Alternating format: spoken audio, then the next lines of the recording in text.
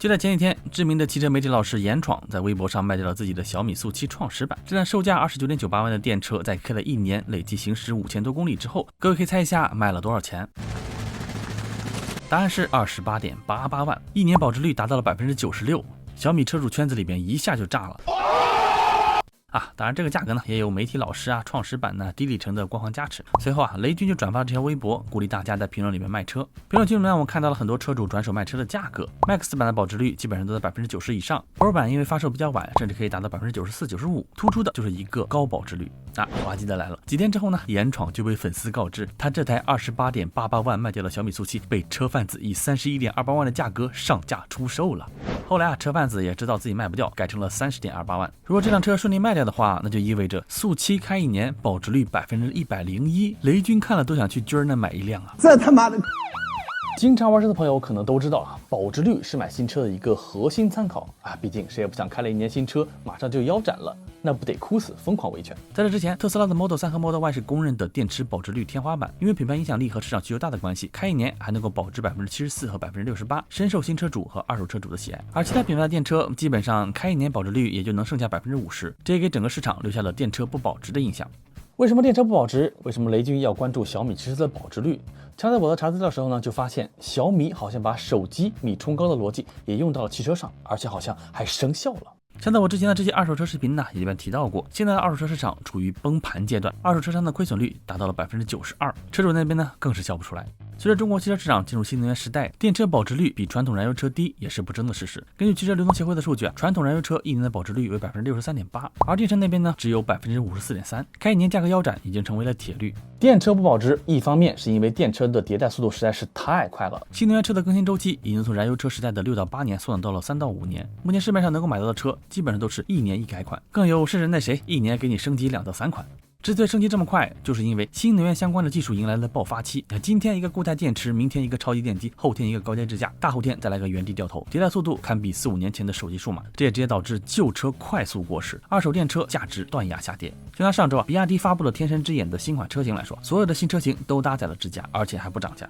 这就让1月份提车的比亚迪旧车车主很难受不光没有享受到支架，还要遭受保值率再次下跌的双重伤害。同时，这2年新能源车价格战也让早买车的车主感受到了背刺，辛辛苦苦开了1年，结果车企冲销量降价，新车价格和旧车价格一样钱，换作是你肯定是不会选择旧款二手车的。另外一方面，就是新能源二手车市场目前非常不成熟，燃油车经历了100年发展，懂行的人一抓一大把。二手油车能作恶的空间，也就是卖卖泡水车、事故车和调表车了。但是现在新能源车发展也就这几年的事儿，二手车市场还没有一个统一的评估标准，像是电池健康度续航衰减支架座舱等核心指标都缺乏透明可靠的检测机制。各路检测机构呢也是没有一个统一的标准有人可能要说了，现在电车呢都是数据联网的，没法造假。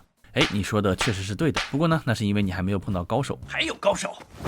特斯拉、比亚迪的电车居然可以调表，我看到这个视频的时候人都是呆的。还有就是很多电车的权益呢都是给首任车主的，换车之后的二手车主是没法享受权益的。所以二手车市场的低可信度，再加上消费者更倾向于买新车，综合导致了电车保值率低的现状。那雷军为什么突然对二手速七这么上心了呢？我就去快速查了一下小米最近的动作，发现他们开始布局二手车业务了。2月初的时候，小米在官方公众号上发文邀请有资质有能力的二手车商来合作开展置换业务，业务包括了旧车评估和收购、代办过户、驻店评估等等，用来帮助想买小米汽车的人快速把手头上的旧车给置换卖掉。而且今年5、6月份小米的 SUV YU7 就要亮相开卖了，到时候肯定会有一批二手的小米速七走官方置换的。会不会是官方在托底二手车的价格，不让速七的二手车掉价太快，来保证订单量呢？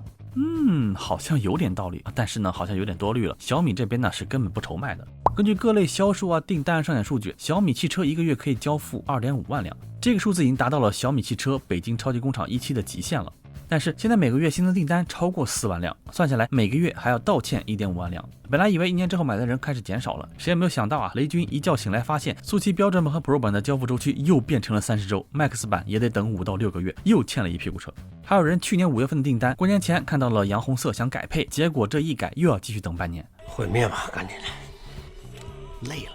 除非以下3个条件出现任何一个，都能够缓解交付困难的现状。第一个，新的工厂开工；第二个，速七失去吸引力；第三个，二手价格暴跌。然而一个都没有出现，小米汽车的稀缺性依旧持续着。如果想提前提车，可以找黄牛转订单，他们会收你5000块钱以上的手续费。还有一批实在不想等半年的车主开始看向二手市场了，毕竟雷军已经交付了10几万辆车了，肯定有人开腻了，然后就抱着二手电车对半砍，顶多特斯拉级别保值率的心态走进二手车市场。然后看到了嗷嗷待宰的速七黄牛们，在多个二手平台上，我们搜索就可以看到车主自用车车源的小米速七，各个版本基本上都维持在85%到90%的保值率，只比新车便宜了2到3万。而二手车商那边车源的价格就开始离谱起来的，有便宜3万的，也有便宜5万的，个个都说是精品车况。但是考虑到二手车市场这个逼样，真是不敢买啊！万一买到911同款可咋办呢？